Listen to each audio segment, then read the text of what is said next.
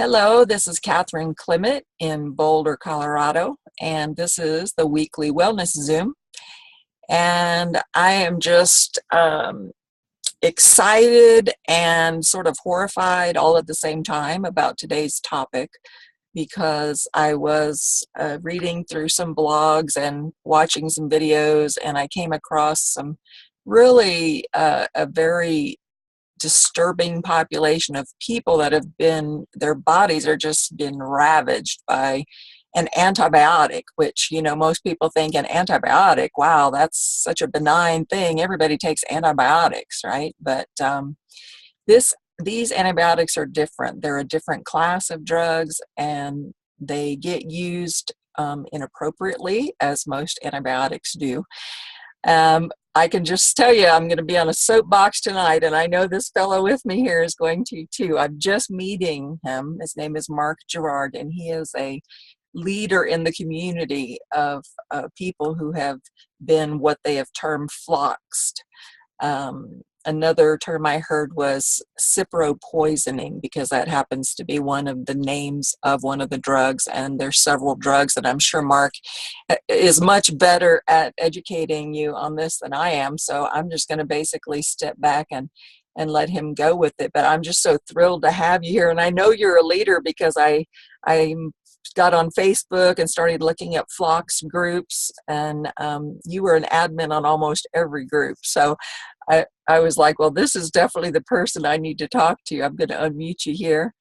And just thank you so much for coming on here with me. And I was explaining to Mark before we started that I feel some responsibility here because I was a nurse for 20 years and I worked with premature babies in intensive care, and I know that I gave them these drugs. And that horrifies me after some of the videos that I've watched and the blogs that I've read over the last couple of weeks. So thank you, Mark, for joining me. I really appreciate you being here and helping. Let's educate the public on what's going on with these drugs. Well, thanks for having me on.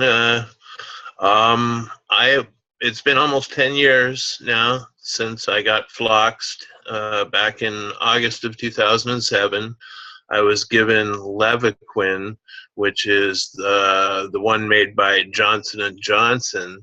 Cipro is made by Bayer, as is Avelox, and then there's some other ones, Factive and a few others, but they're very rare. Cipro and Levaquin are the big two.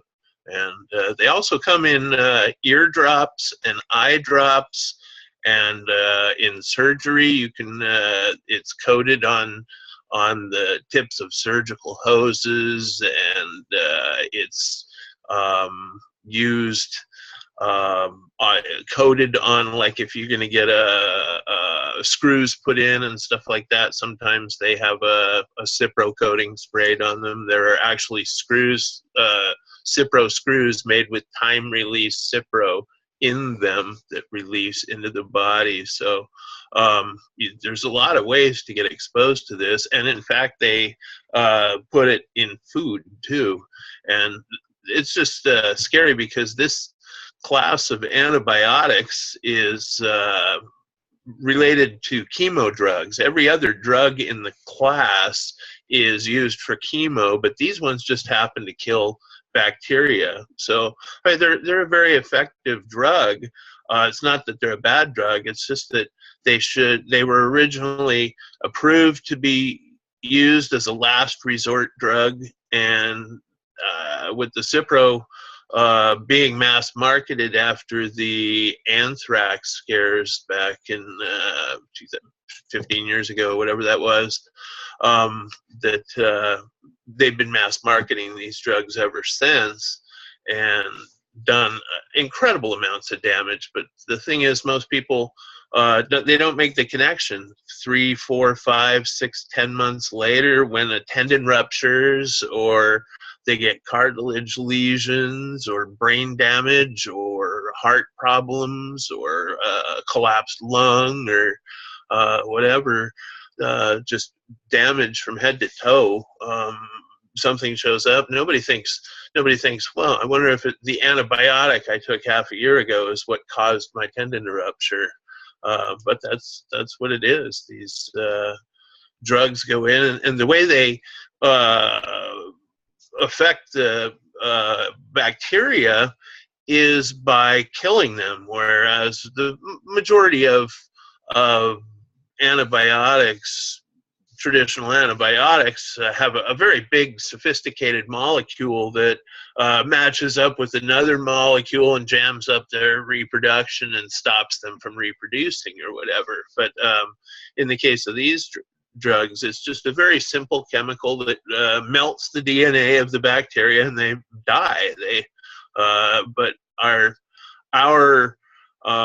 cells, in particular our mitochondria, are remarkably similar to bacteria, and in fact, in evolutionary theory, believe a lot of scientists believe that mitochondria are actually bacteria that we coexisted with to the point where they became parts of us.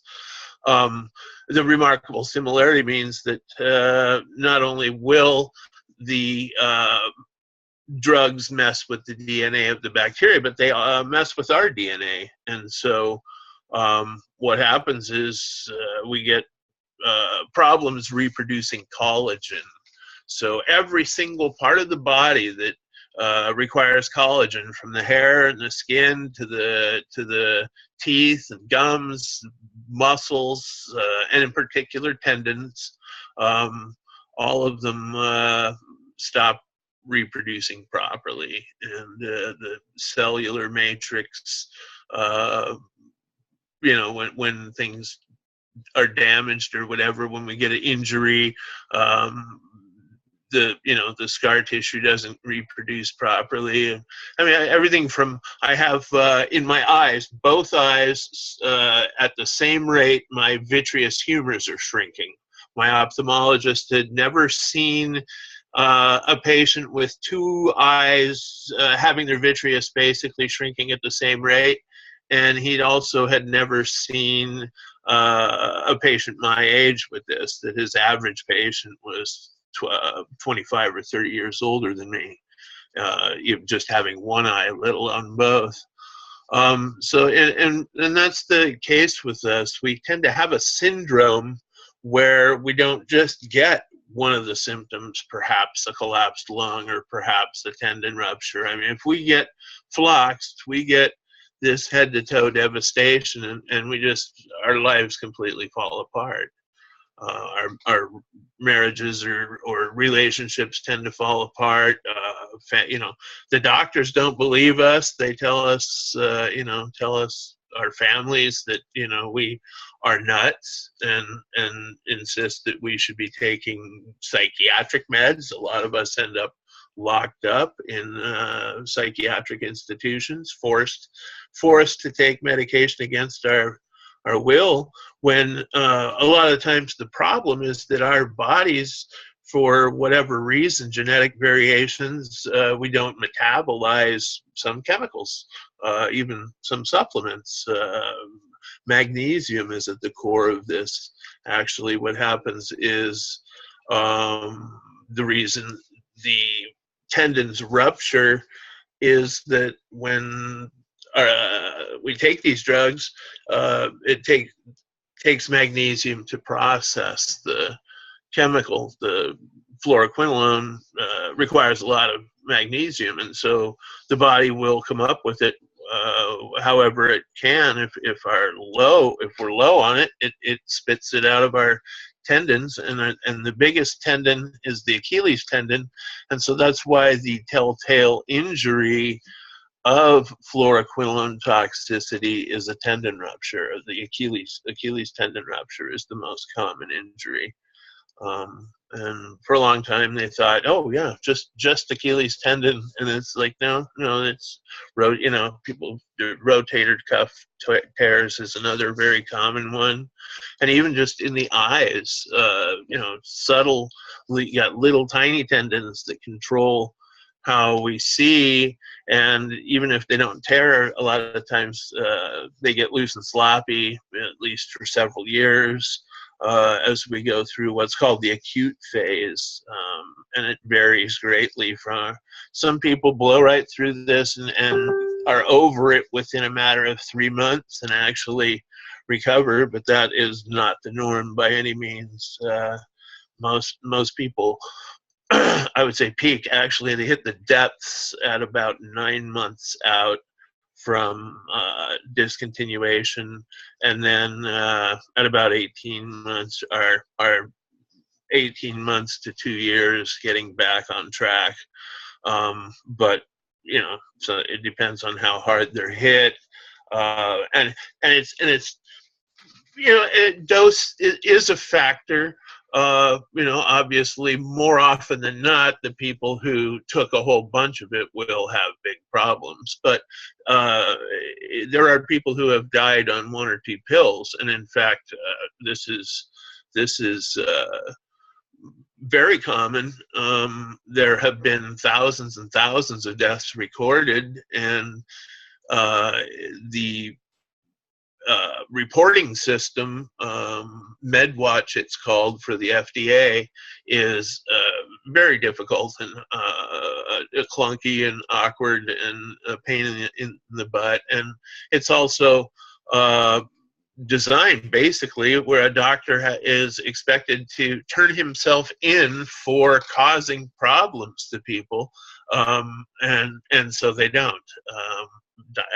They don't when they recognize it, and the other thing is that they don't recognize it because doctors are trained in hospitals and institutions that are funded by the pharmaceutical industry, beholden to them, and in a paradigm, in a mindset where that they just don't even really realize that the whole thing has been controlled and manipulated and falsified and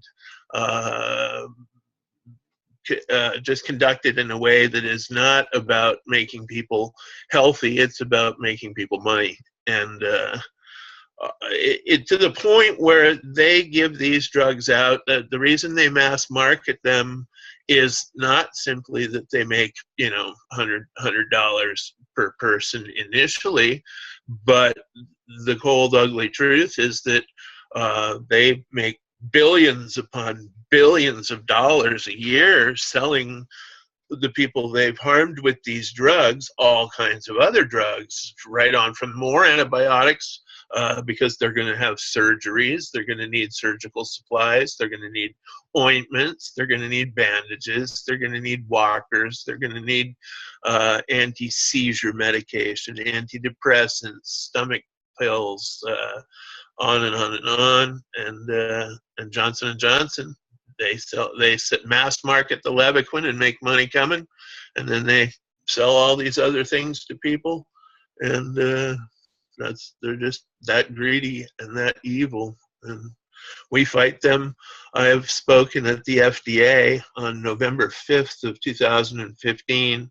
I was the final person of 30. We had 35 spots, and we managed to get, I think, 29 people there.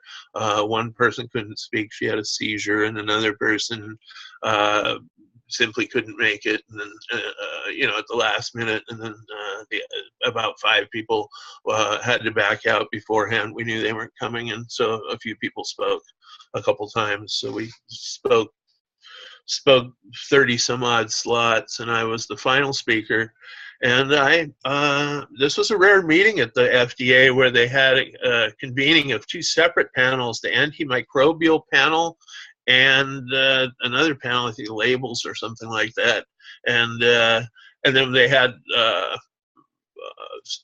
the industry doctors on one side of the room and the FDA people on the other side of the room, and then us in the back of the room, and then the people adjudicating the meeting so big giant square meeting set up, and we got to really tell them, you know, what we thought. And I mean, I said some of the words. I said it's hard to imagine failure on a grander scale than that which you are responsible for here right now. And I said, you know, you're here squabbling over subtle wording on a label change on one drug, and we're talking about a congressional investigation into crimes against humanity, because that's really what this is.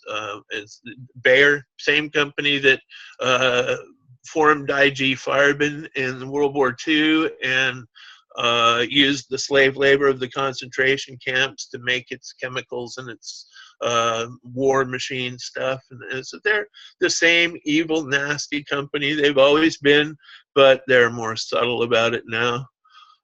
Instead of killing the people, they were making the Zyklon B, which was the gas used to exterminate the Jews. So instead of killing the people right off the bat and just making that one sale, now they they put us in this half-death condition we call being floxed. There's no way to describe how hellish it is having a chemical melt your DNA and just cause every tissue in your body to not produce properly. You know, the head-to-toe physical devastation is harsh, but you know, it's a chemo. Hair falls out, my teeth are all crumbling and falling away, nails fall off. You know, I mean, just all the things that you think of a chemo patient. You know, I had no eyelashes or eyebrows or hair on my head, or you know, I blood coming out my nose and ears, and every orifice and out my eyes. You know, I mean, I was unbelievable. I had blood clots. I had broken blood vessels. I've had to have veins carved out from 13 different locations in my body, where in theory they were supposed to go in and do what is called a vein stripping. At first it was supposed to be like a little a radio pulse signal, but then they said, oh no, the veins are too big to do that, so we're going to have to do the old school vein stripping thing. And so the way they described it was going up in there and hooking the vein and pulling it down into itself and around and down and out the base of my leg, because that's where I had these, out of the blue, I went from, you know, being in great shape. I lived in Colorado, up in Leadville, so yeah, I worked at Copper Mountain Ski Resort and was a chef up there. And I went from, you know, living the dream in Colorado and snowboarding and 100 days of winter, maybe 60 days of winter now. I was getting older, but I used to do 100 days of winter. I got a little snobbish and I would only go out on powder days. But you know, I went from that to homeless, living in Denver, homeless in Lafayette, right by you there. I was staying in a friend's remodel. We didn't have a kitchen, the roof, you know, I did a winter there, you know, in a house it didn't have the roof sealed shut. So it was cold. But my sister stepped up and allowed me to come live with her in Ottawa, Ontario. So having been born in Canada, I was able to come back and get the free health care. And I got to tell you, awesome. You know, I mean, it's people getting together, making decisions, sometimes hard decisions. So it's not flawless, obviously. There's some serious wait time sometimes. But if you're seeing a doctor that's covered on a regular basis and learning about things and getting them scheduled and knowing it's better than you know, not seeing a doctor, and sure, you get surgery right away when you go in there because you haven't seen a doctor in years and you got this big old swollen thing that needs to be cut out or whatever. You know, that's just not as good a way of going about it. It's not as humane. I just not having to think about it is really the difference. To me, it's just there. you know, there's no bills, there's no paperwork, there's no change. It doesn't change. There's no, you know, companies. It's just there for everyone. And you know, ambulance that I've had to take repeatedly is a $45 trip. You know, things like that. It's just you know, that flat rate. You know, even though I'm in there, and I've been in an ambulance in America and in Colorado, where it's just unbelievable. Every little thing they opened was another 47, 37, 128, you know, just every little hose and this and that, whatever. It was like thousands and thousands and thousands of dollars worth of stuff. Crazy. And so, yeah, they don't do that to people here. And I'm really glad that I moved to Canada and back to Canada. And I've become one of the leaders in the community. I ran the largest support group. Fluoroquinolone toxicity group is the main group. I was the senior admin there from when they had about 650 people, I believe, 550, 650 people. I took over from, I was the third, and I resigned from that about 3 weeks ago in order to focus on the many side groups that we have.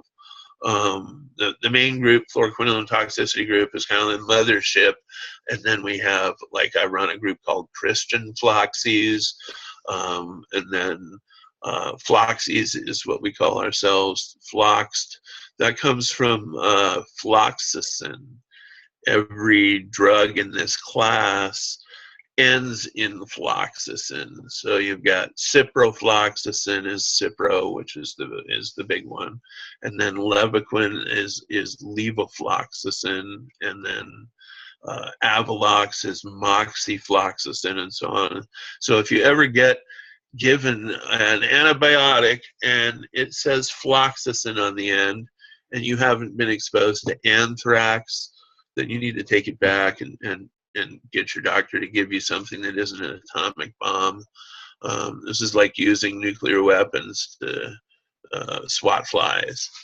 It's the unbelievable that it has become acceptable for the doctors to do this. The reason they do, of course, is because if somebody comes in, it's easy. It's just like, oh, they're bleeding, bam, Levaquin kills them, you know, guaranteed. There, you know, the bacteria is gone, and so is all the intestinal flora and every other organism throughout the body, good, bad, or otherwise. And then whatever bugs, opportunistic organisms you are exposed to are the ones that move in and set up shop. If you at least take probiotics and eat some fermented food and stuff, you can try and move it in the right direction, but you lose the incredible array of flora that you acquire right from the birth canal, you know, mother's birth canal, through childhood, playing in the dirt and everything. You build a collection of symbiotic organisms that help you to break down foods in your stomach and help transport things around in the body. We've coexisted with these bugs for you know, all of eternity, and okay, I lost where I was at there. Yeah, that's brain fog is one of the big problems. I used, when I was at my worst, I couldn't string 3 sentences together. I couldn't remember what I was talking about. So it's kind of, I'm glad that I've been able to be pretty coherent. A little bit rambling, but You're so doing yeah. great. Thanks. Yeah, we have all kinds of different groups. We've got, like I said, Christian FLOXED. Some of them break down in different subsets. Some of them are like regional groups, or so like there's a Colorado group, there's a Ottawa group, there's like a Toronto group that I'm in. Even though I'm not in Toronto, I go and organize rallies there and pass through there and do things there, media and stuff. So And then there's groups focused on different symptoms. Like there's a group for people with eye problems. There's a group for people who can't walk. There's a group, you know, severe mobility issues. And then there are groups that focus on different projects. Like we have a group for the people who don't really understand Facebook. We get a lot of old folks that are joining Facebook because of these support groups and because they're FLOXED, and they don't even really have, you know, they don't even really know how to copy and paste and stuff. And so we have a group that is set up to help them learn how to use Facebook and stuff. So I run the admins group for the different admins of all these different groups. Most of them, there's a few groups that the admins aren't in my admin group, but for the most part, most of the people are really cooperative and friendly and supportive of each other and good at working together. It's been really cool, really positive, supportive community. It's not worth going through something like this to, you know, gain from, but there's gains. There, you know, I mean, I've gotten really close to my sister. We grew up and we just went our separate ways. We're friendly, you know, always glad to see each other at holidays or whatever, loving and stuff. But we were, you know, only a few phone calls during the year or whatever. And we become really good friends. We now have a business together making food for people with dietary restrictions. In fact, turns out she is also damaged by these and some other antibiotics, and there's a genetic component, so that it's pretty common that we have siblings or a parent and child that have been FLOXED, or somebody, you know, whose parent is dead now because of it. That there's a doctor named Dr. Charles Bennett from the University of South Carolina, and he is one of the world's top pharmacological experts. And he estimates that 300,000 Americans have been killed by these drugs in the life cycle of the 30 years that they've been out. And that seems reasonable. I just everybody that comes into the group and figures out what's going on and starts talking to people that they know, it's just like everybody you know. It's like they either had a reaction, or their mom had a reaction, or their neighbor had a reaction. It's just like, oh yeah, Cipro, yeah, it made my hands hurt. You know, it's like, or I felt terrible, my heart was racing, or whatever. And you get to talking to people. It's incredibly common.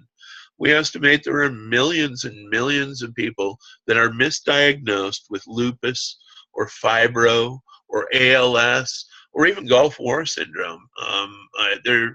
That's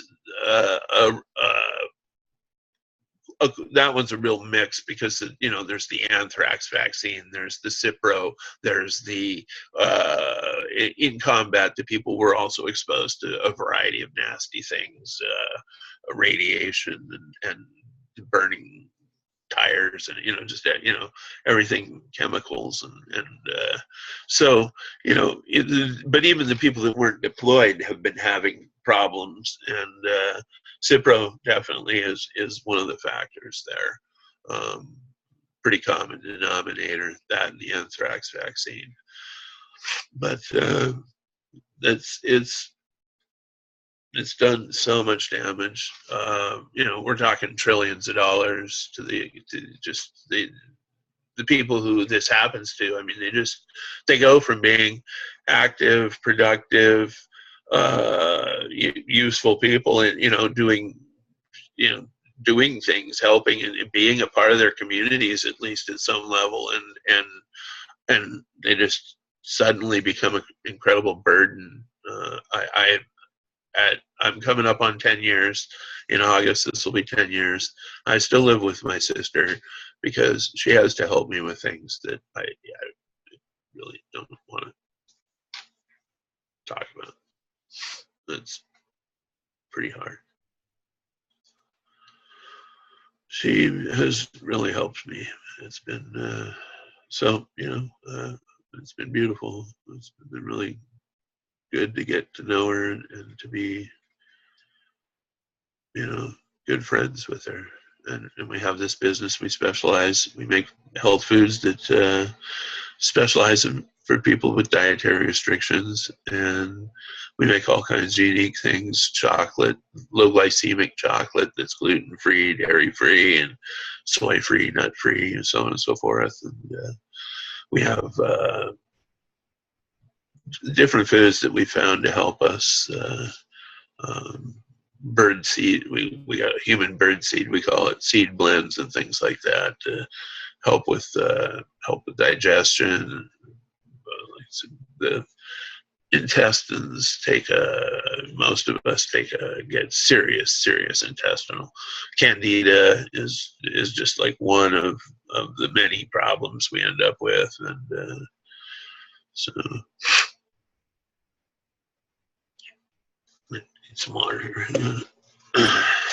Well, I completely understand about, yes, there's blessings in everything that happens. There is, but but it's a huge but. We could have done it without it, right? Yeah.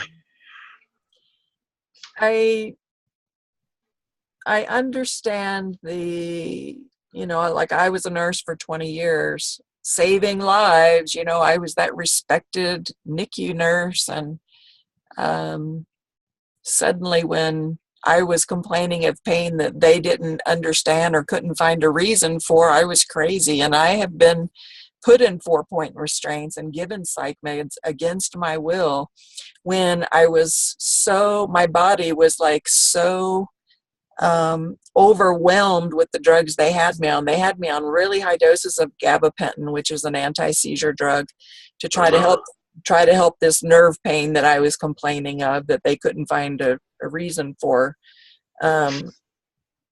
That my body got so toxic. I have some birth defects that are also collagen related and enzyme related and methylation related. Yeah. And so I get where you're at on that level. And my body got so toxic that it was like I had stroked out. I couldn't speak. Like even my mom couldn't understand. My speech was so slurred. I couldn't use my left side. I mean, it was literally like I had stroked out. And they're telling me that I'm faking these symptoms and that they put me in 4-point restraints, and I'm like going like this, like no, and looking at my mom and begging my mom with my eyes, don't let them give me that drug, because they were giving me some kind of antipsychotic something. The only thing I could remember was that it could give you this irreversible heart damage. That's what I remembered from nursing school, about this drug. But they're crazy with this stuff. And so finally, after 5 years and being suicidal, and I was going to do the physician-assisted suicide because I had no quality of life. Like every minute of the day, I was just begging God to kill me, take me. And finally, we found out from me on the internet, just constantly researching and stuff, that I had 6 nerves that were completely trapped, had been for 5 years. And I had to have surgery, and, I'm still in 24/7 nerve pain because they were damaged for 5 years. They were freaking crushed. The whole time they were telling me I was nuts. I had crushed nerves, and so, that's why I moved to Colorado, so that I could medicate, because I won't take pharmaceuticals. They don't really do anything for the nerve pain that I have anyway. But I totally get like losing friends, losing spouses, losing, the isolation of it all. I'm in bed about 90% of the time. Yeah. And, because of a combination of things that I have going on. But it infuriates me. I mean, I was such a patient advocate, strong patient advocate. And then when I needed one, like there was nobody there. Yeah. And these doctors are just, I mean, I'm somewhat of an art activist, and there's a group of us doing artwork to try to bring attention to these conditions. The one particularly that people kill themselves from is this pudendal nerve damage, which services if I can be very frank here, they're spinal nerves, but they service the vagina, anus, clitoris, or penis, depending on your sex, obviously. So you have all this nerve pain, which I know you know what nerve pain is, in those areas constantly, and it affects sphincters and all sorts of things, and it causes a lot of spasming in the gut, which causes issues there with digestion, and then you got to get stuff, it's the same sort of it's different causes, but some of the similar. Yeah, completely. So it's not that I understand completely, but I do understand probably more than most people what your community is going through. And anytime that any of them would like to come on and share their story, or even just come on with maybe some symptoms, who knows, maybe I've got a big toolbox. I've been dealing with this for 12 years, and I've got quite a toolbox of things that help. It's like you're not going to find one thing that helps everything. Well, marijuana helps a lot of things. I'm going to say thank God for marijuana, and I'm a huge cannabis advocate. It's the only thing that allows me to eat, or be able to go to the grocery store and get food for myself, or drive 4 miles, because of the pain or whatever. So but there are other things that I use for pain as well. It's a distraction game, is what you basically. I juggle a wide variety of things, natural and some from big pharma too, but the gabapentin I'm winding down from. I was at 3,600 and I'm at 2,400 officially, about 2,000 on some days. But morphine, and then I brew turmeric into coffee in the morning with chicory, and they're both anti-inflammatory. And for some reason, we tend to react to NSAIDs even many years long after we have discontinued these drugs. For some reason, we still react to there's drugs that you're not supposed to take, like the NSAIDs, Advil. I was prescribed massive doses of naproxen, Aleve, while I was taking the Levaquin and several other things that were all contraindicated, that the doctors should have wound me off of before they put me on this. And then when I started having problems, they just started prescribing more drugs. And soon, it was just like all of a sudden I was on like 13 drugs or something, and they just didn't even think anything of it. And it was just like each drug was just causing more and more problems. Unbelievable how overconfident they are in I didn't know what it was. I was in a daze. It was at 17 days into it, I ended up with blood clots in my chest and arm, and so I was in the intensive care unit for a while. I don't really remember a whole lot of that, and they had to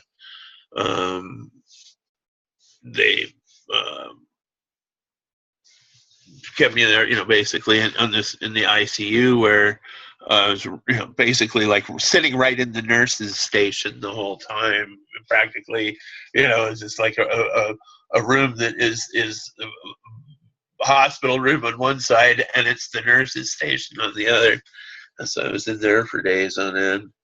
But they put me on warfarin and Lovenox for a long time. The warfarin, of course, is also contraindicated, so they couldn't get the dose right, and it was, it was making me feel terrible, and but then I didn't know what was going on or why it was.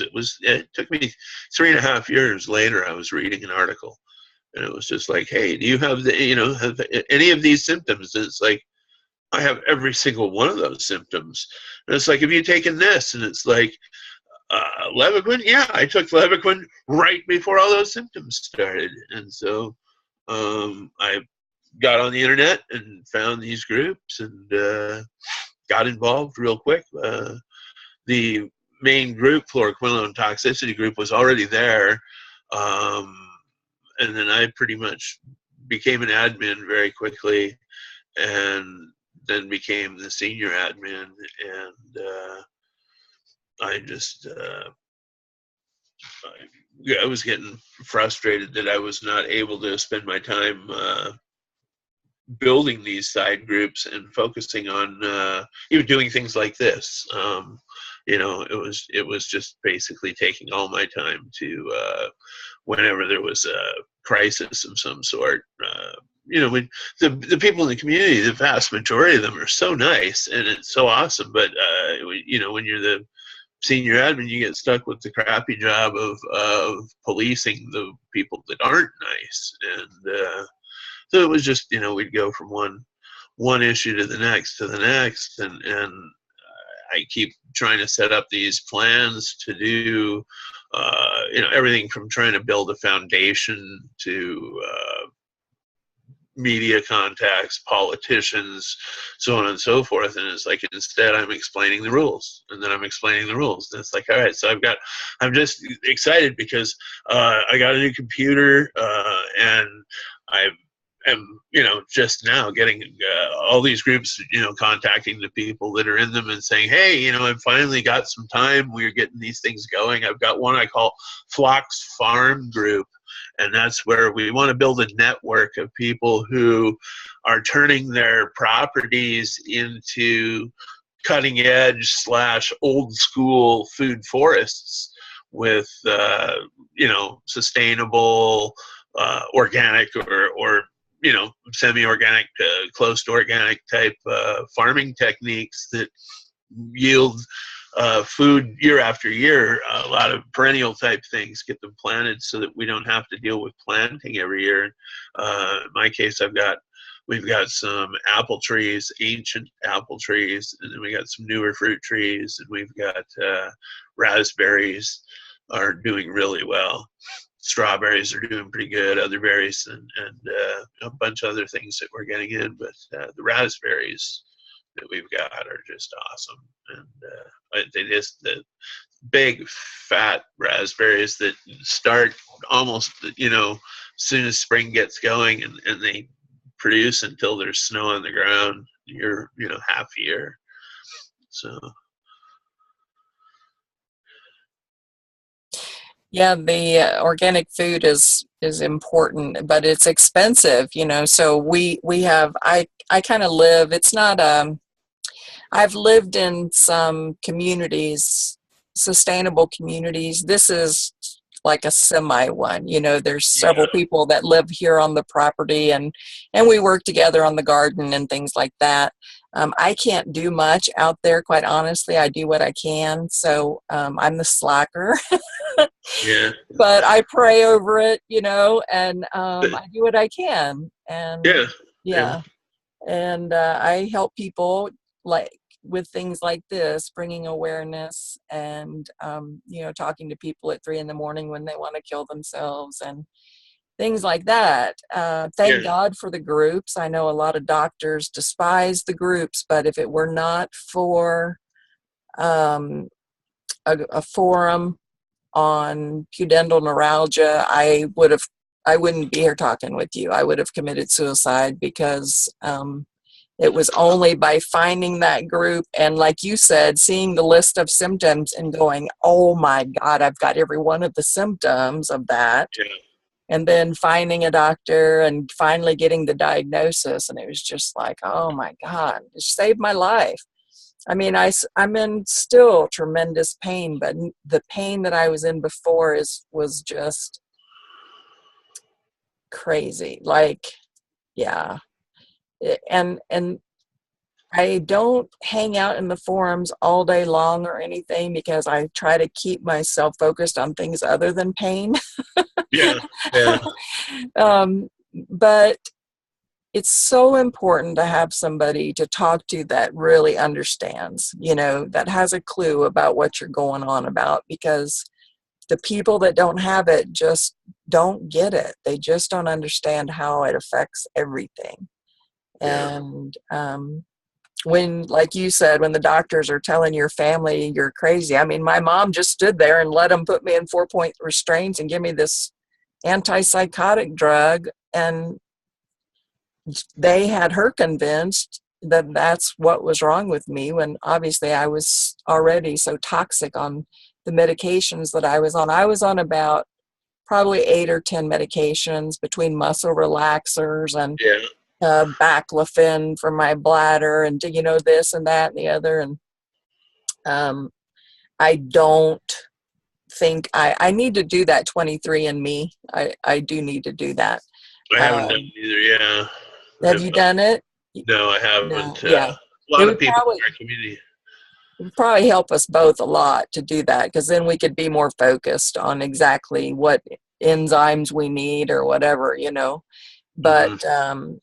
I do know I do a lot better if I drink aloe, like George's aloe, which is tasteless. There's something about that helps me make collagen better or something. I don't know. We actually, my sister bought a big jug of it, but I've been, for some reason, some of us have had troubles with it. It's funny because we're all so different, and yet collectively our experience is remarkably similar. We're all hit with a whole bunch of things, and we all have trouble metabolizing stuff, but it's not always the same thing. And so, but it's just like some people will not have the ligament and body pain, but they'll have vascular damage, and they'll have brain fog, and they'll have the hair loss, and they'll have and then someone else won't have the hair loss or nails and stuff, and their teeth will be okay, but their tendons rupture repeatedly, and we just about always end up with a wave of anxiety and psychosis, actually, mild or even very severe fluoroquinolone induced psychosis. Can be very, very intense. Depersonalization.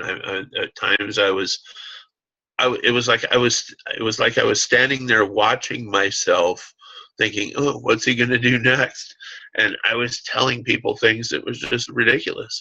It was just like I believed, I honestly believed that I was in the NFL, and like currently, and say, and like I didn't even play football in high school. I mean, uh, but I'd been watching football and on TV, and my mind was in such a psychosis that I actually believed I'd been playing football, and and I'd walk up and tell people crazy things, like, and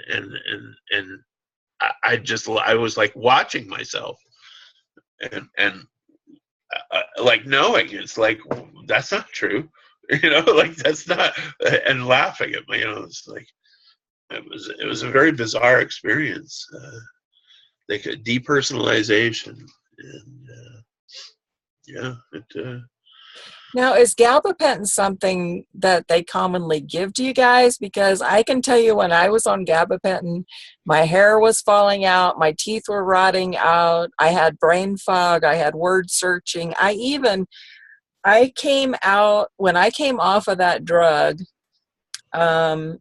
I accused the IRS of getting into my bank account and stealing money from me. Now, I had been under contract with them for 2 years. They'd been taking money out of my account for 2 years, and I never noticed it because I was on that drug. uh-huh. I was on about 3,600 milligrams, maybe 3,800 milligrams a day. And God help my liver. But when I came out of it, like, I didn't remember years. I was on it for about 4 years at high dose, and I still have memory loss from that time. So I wonder how much of it is the flux and how much is the drugs they're giving you for the flux symptoms. Yeah, well, that's definitely part of it. I've tried to wind down more, and the neuropathy comes back. That's the other thing I get. Horrific pins and needle. It's like pins and needles times 100, and that I can get it anywhere. It's been on my lips and face, and forehead and stuff. But it emanates from my left shoulder blade is the hot spot for some reason, and it goes from there and then up and over my shoulder and down this arm.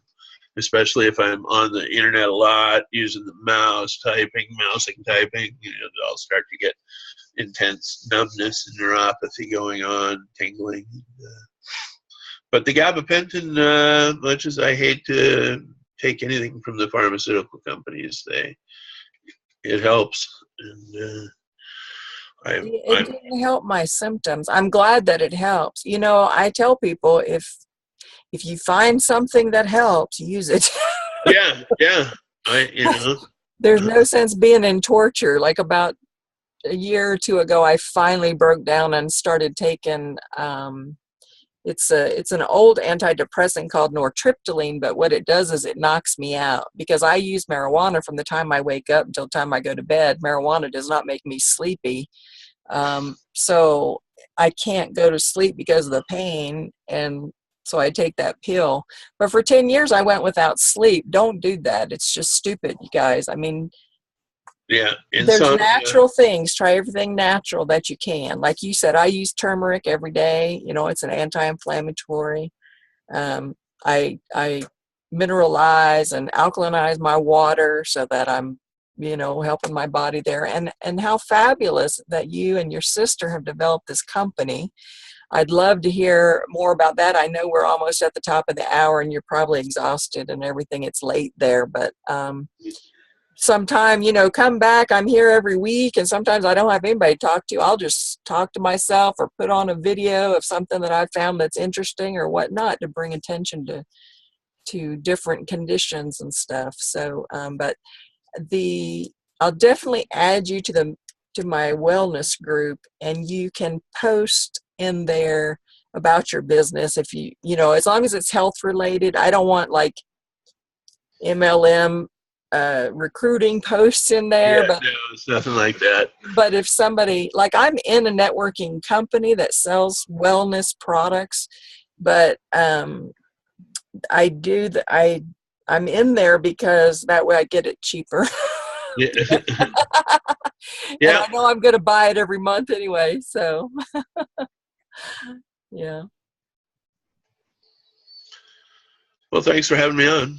Well, thank you for being on, and thank you for all of the work that you do, because I am involved with several groups and different things, and I understand how taxing it is to deal with these conditions and yet to push through, because that the information has to get out there to help other people.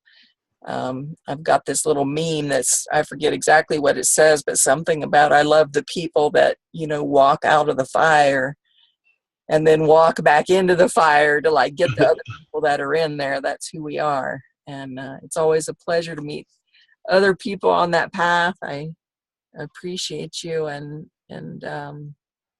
anytime you want to come on here, they make some ruling and you want to raise hell about it, come on, because I like the mesh people, the poor mesh people. I'm sure you're, yeah, about them.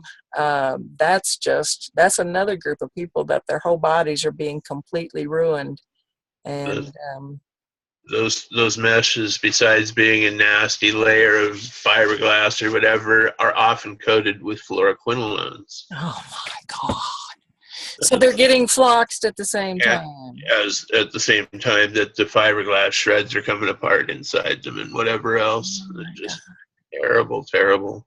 I mean, it's just about as horrible as you could possibly imagine something being.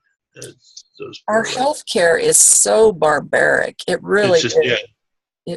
it's unbelievable, and that they can get away with it because of some of these rules, like these the medical device rules that they stand behind and stuff is just such bullshit. I'm sorry, but it just is. It's and well, it's too late for me to get on a horse right now, but I really appreciate it. It's been a pleasure meeting you. I look forward. I know we'll be friends and talk many more Yeah. times, and get some rest and keep up the good work, and blessings. Thank you.